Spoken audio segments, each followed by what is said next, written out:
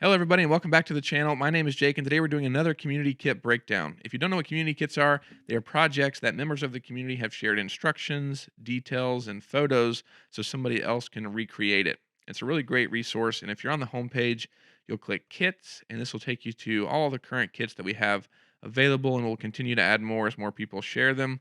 But here at the top, you can click this link, and it'll take you to kind of an overview page of what the kits are and show you how to turn your build into a community kit. There's a template you can download to add the instructions to and everything like that. But that is the community kits page, and then here you can see the community kits. And today we're talking about Rita's grow light stand. So if you've been in the community, you've probably seen some gardening projects from Rita. She does a lot of cool things in the garden with maker pipe and conduit. And before that, she germinates seeds and plants indoors with this grow light stand. And it's a really simple build, but it's really effective, as you can see, for growing plants. And if you take a look here, you'll see that the kit includes 4 connectors. It's 4T connectors.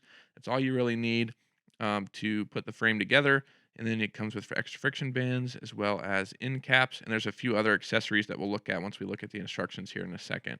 But you can choose if you want black or silver connectors for the frame. It really doesn't have any effect on anything other than how it looks, and that's totally up to you.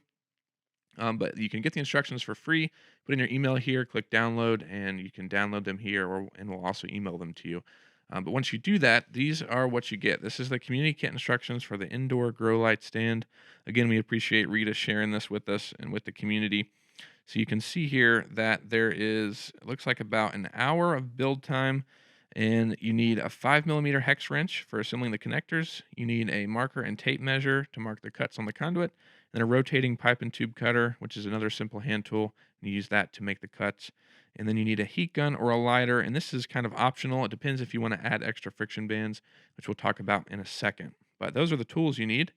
And then these are the materials you need. So the connector, the actual kit from us includes the connectors, the end caps, and the friction bands. And you're going to need a few other things as well. So it looks like there's about 15 feet of conduit total that you need.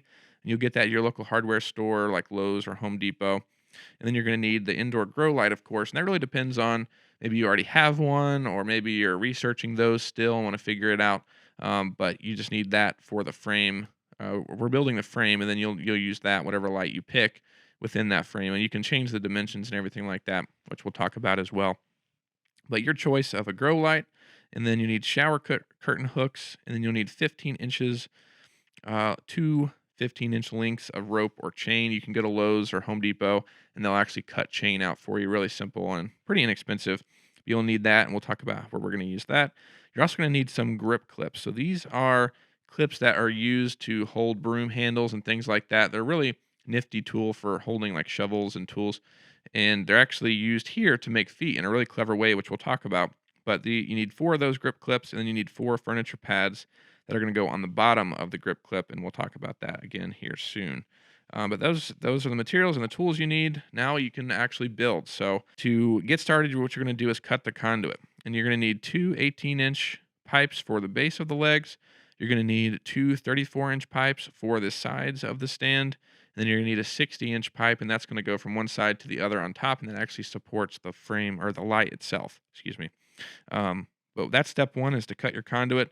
And it's good to just go ahead and do that, get it over with. And if you want to adjust the height of this, then you'll just adjust the height or the lengths of these accordingly. So the 34-inch pipes, if you want it to be taller, you'll adjust that. Or if you want it to be wider to support a different kind of light, then that would be, you would adjust that 60-inch pipe and make it longer or even shorter, just depending on what you're working on. I wouldn't go too long without supporting it. 60 inches is a good measurement to support it without, anything bracing it, but maybe add some bracing if you're going to go farther than that. And we'll look about how to do that here in a few minutes. But step one is cutting your conduit. If you need help with that, there's a link here that you can follow to do it. We've done a couple of videos on how to cut your conduit. It's a really simple process using that tool, but that's step one. And then step two is going to be adding the friction bands. And like I said, this is kind of an optional step. So if you ever want to add extra grip to connections, you can use these friction bands on the ends of the pipe that are going to be where the connectors are. And this will add some extra grip to the connections. And that's a really good way, just add some extra security and grip, but totally optional. And you'll do that, like I said, with the heat gun, or we've had some people in the community say that a lighter works well. But next, you're going to make the legs. So what you're going to do is attach the 34-inch pipes to the 18-inch pipes. So this is an 18-inch pipe here, and you use a T connector. The puzzle piece part goes on the 18-inch piece, and then this 34-inch pipe will terminate inside of the T connector. That's the 34-inch pipe, and you're going to do that twice, and those are going to be the actual legs and the sides for the frame. So you're going to do that twice. Really easy to do, and we've used our first two T connectors. You can kind of see here; these are where the friction bands are. So there's one there, and then there's one there, and then there's one inside the connector there, and that's where the extra grip is being added with those friction bands. But you can see there's two of the legs made total, and then now we're going to attach the light bar to the legs. So this is the 60-inch light bar that goes from one side to the other, and you're going to use a T connector. In the same way, you're just going to attach the puzzle piece part to the 60-inch pipe, and then this 34-inch pipe is going to terminate inside of the T connector here. And again, this is the 34-inch pipe, and this is going to be the sides, and this will be the part that actually supports the light. And you're going to repeat that on the other side, and that's how you put together pretty much the basics of the frame. That's all you have to do. Those 4 connections is all you have to do to make the frame for it. And then next, we're going to add the end caps and the light and everything like that. So these are the grip clips that we talked about at the beginning. That they just snap over conduit. They fit the diameter conduit perfectly. And then on the bottom, she's added felt pads for like furniture moving on the bottom of those clips, and that makes a nice foot for the stand to actually sit on the ground, and you can slide it or just keep it in one spot without scratching the floor or anything like that if you do decide to move it. That's a really cool hack that we've seen people use on their builds. Really great and easy to do, and you can always just snap them right back off if you wanted to later on. Because that's a beauty of this is you can use this to germinate seeds for part of the year, and then you can flat pack it and store it somewhere, then re-put it back together later if you want to germinate seeds again the next time the season rolls around. But we're also going to add the end caps here. So anywhere that you have a pipe end exposed like that, you'll just pop in one of these end caps, and you can just push those in or hammer it if you're having an issue pushing them in. But they should push in relatively easily. But all you have left to do is hang up the light. So this is the grow light that she used, and she said there were hooks already built into it on both sides of the light. And then she got the chain cut at Lowe's or Home Depot, and then she's using the shower curtain hooks to hang the chain at the top, and then goes down and it hooks into this here, and goes up and then hooks at the top. So that's all you have to do to actually attach the light. And if you're planning to do this frame and you're researching lights, I would look for one that has those hooks just to make it easier to hang it up, because it looks like really simple to do and really great way to hang the light.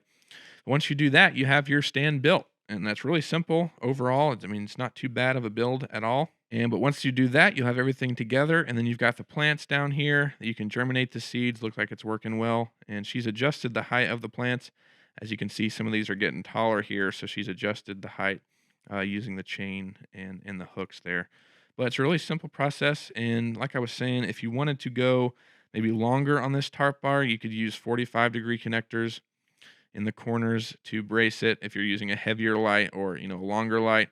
But other than that, I think it's pretty rigid, and it's gonna hold pretty well. You could also do something on the bottom, maybe where you brace there if you wanted to. But I think it's sturdy. She's used it for a while, I think, so it's really strong. You shouldn't have to worry about anything like that, especially if you're following the same dimensions. But really appreciate Rita sharing this. Check out the community kits. I'll link this one specifically down below. And if you're working on something that you want to become a community kit, check out that page or reach out to us. We'd love to see your build become a community kit and a great resource for somebody out there in the community. Thanks everybody for watching, and we'll see you in the next video.